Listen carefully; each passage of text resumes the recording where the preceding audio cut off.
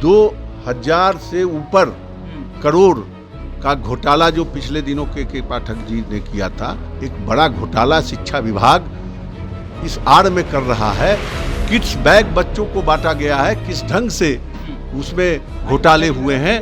ये नौकरशाह जिस ढंग से इन पैसों का लूट मचाए हुए हैं। नमस्कार, आप लाइव सिटीज देख रहे हैं, आपके साथ मैं हूं वसीम खान। देखिए, एमएलसी संजय सिंह के घर पर धरना, और संजय सिंह खुद ही धरने पर बैठ गए। कई शिक्षक जो हैं वो पहुंचे हैं। सीपीआई के एमएलसी हैं संजय सिंह। देखिए, उनके घर के बाहर की तस्वीरें हम आपको दिखा रहे हैं, किस तरीके से तमाम जो शिक्षक हैं वह जुट रहे हैं और धरने पर बैठ रहे हैं। देखिए, एक तरफ यहाँ पर आपको दिख रहा होगा कई बातें लिखी गई है, मगर हम संजय सिंह से ही जुड़ने की कोशिश करेंगे। आखिर क्या हो गया? उनके आवास पर तमाम शिक्षक लोग जुटने लगे, खुद ही धरने पर बैठ गए हैं, अपने ही आवास में बाहर बैठे हैं, धरने पर बैठे हैं। क्या कारण है, जान लेते हैं।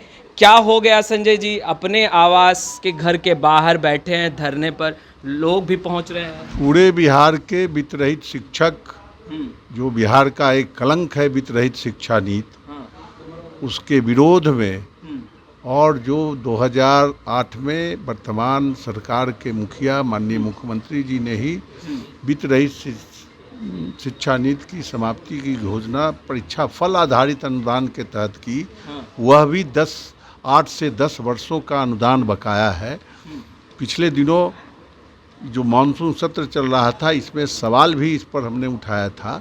मंत्री का आश्वासन भी मिला है, लेकिन ऐसे कोड़े आश्वासन लगातार विधान परिषद में मंत्रियों के द्वारा मिलते रहे, और इसी का परिणाम है कि इस कोड़े आश्वासन के कारण आज बिहार के इन वित्त रहित शिक्षण संस्थानों के परीक्षा फल आधारित जो एक अनोखा अकेला बिहार में वित्त रहित शिक्षा नीति की समाप्ति के साथ घोषणा हुई, देने की बात सरकार ने स्वीकार की, वह भी 8-10 वर्षों से बकाया चल रहा है।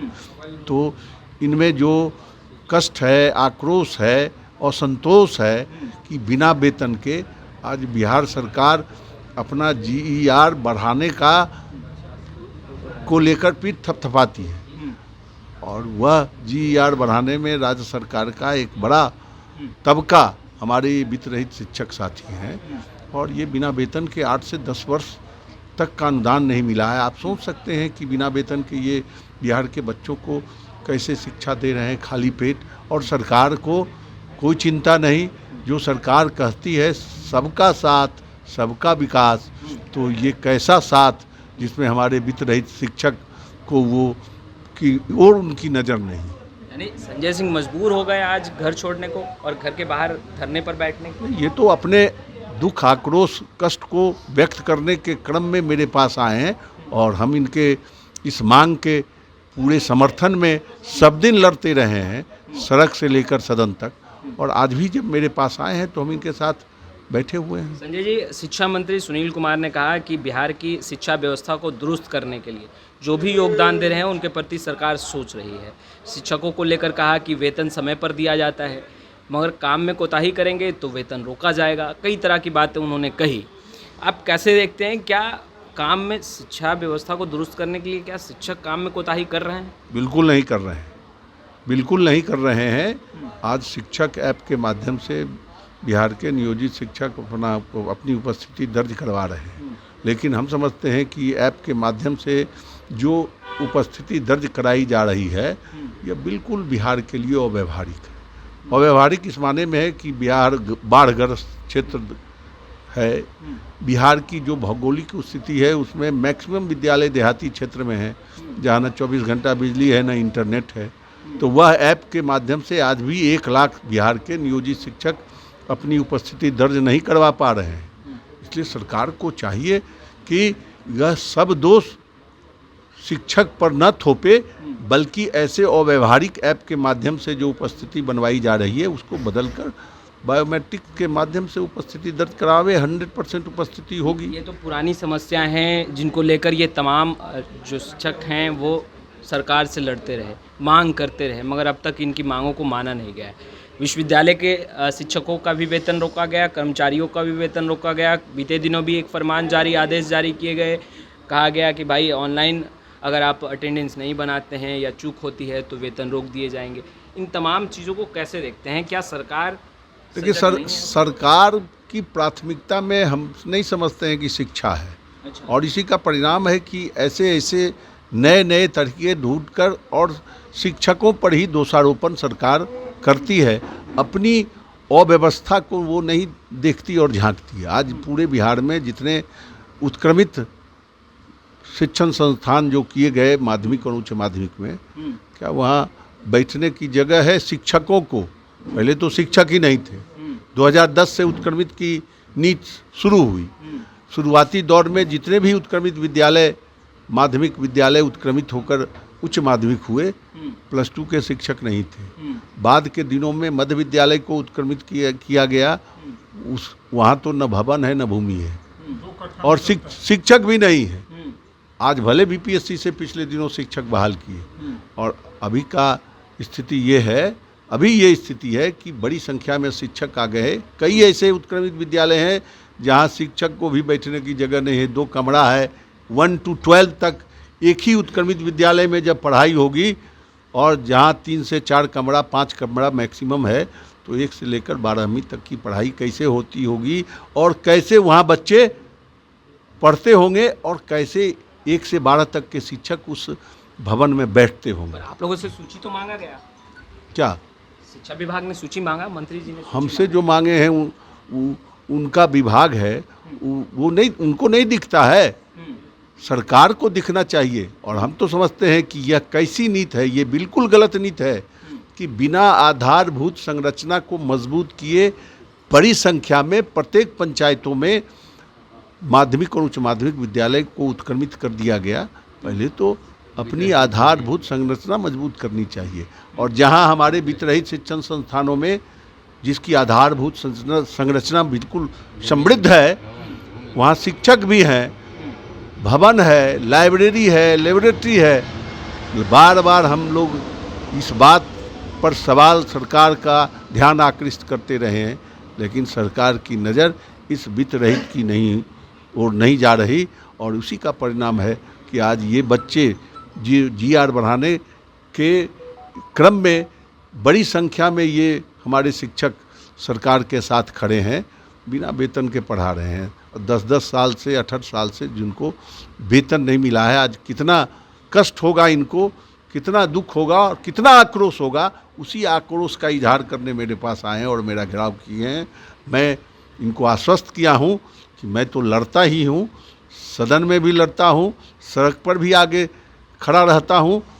आगे भी आप इस सवाल को लेकर जब तक संघर्ष करते रहेंगे, आपके साथ हम खड़े रहेंगे और मजबूती से इस लड़ाई को दावा किया जाता है कि बिहार की शिक्षा व्यवस्था को दुरुस्त करने के लिए सबसे ज़्यादा पैसा खर्च होता है और बजट सत्र में भी वो तस्वीरें निकल कर आती है, मगर फिर एक नया फॉर्मूला अप्लाई किया जाता है। अचानक वेतन रोकने का फरमान जारी किए जाते हैं, वेतन रोक दिया जाएगा और इस तरीके की जो तस्वीर निकल कर सामने आती है, आपको क्या लगता है वो पैसे कहाँ खर्च हो रहे हैं? बड़ा पैसा जो खर्च हो रहा है वोट बैंक बनाने के लिए, वोट बैंक बनाने, जितने तरह की योजनाएं विद्यालयों में चलाई जा रही है, हम समझते हैं कि शुरुआती दौर में साइकिल योजना, पोशाक योजना, एक प्रोत्साहन योजना, ये सारी बातें शुरुआती दौर में थी एक जागरूकता लाने के लिए। लेकिन ये कब तक? और सबसे बड़ी बात है कि 2000 से ऊपर करोड़ का घोटाला जो पिछले दिनों के पाठक जी ने किया था, अभी सदन में सवाल उठाया है। क्यों नहीं सरकार उसकी जांच कमेटी, हम तो जांच की मांग के लिए वह ध्यानाकर्षण लाए थे, सरकार क्यों नहीं ध्यानाकर्षण के माध्यम से हमने जो मांग की थी उस पर जांच कमेटी बनाकर और न्याय देने की बात की है। एक बड़ा घोटाला शिक्षा विभाग इस आड़ में कर रहा है। और आप जाके स्कूलों में देखें कि जो सबमर्सिबल गिराया है, जो प्रीफैब का कमरा बना है, जो बेंच डेस्क स्कूलों में पहुंचाया गया है, जो किड्स बैग बच्चों को बांटा गया है, किस ढंग से उसमें घोटाले हुए हैं, यह आपके सामने है।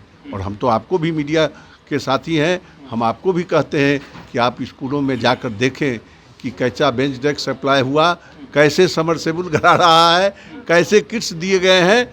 ये सब बड़े घोटाले हैं। और इसको जोड़कर अगर सरकार यह कहे कि हम इतनी बड़ी राशि हम शिक्षा पर खर्च कर रहे हैं, तो ये नौकरशाह जिस ढंग से इन पैसों का लूट मचाए हुए है, सरकार को इस पर ध्यान देना चाहिए। तब घर छोड़कर यूं ही बाहर बैठे रहेंगे? जब तक हमारे साथी हमको घेर कर बैठे रहेंगे। साथी घेर कर बैठे हैं, वो दबाव है या फिर इनकी मांगे पूरी हो, सरकार से लड़ना है? बिल्कुल बिल्कुल, हम लोग तो आश्वासन दिए हैं कि हम आपकी लड़ाई लड़ रहे हैं और आगे भी लड़ेंगे।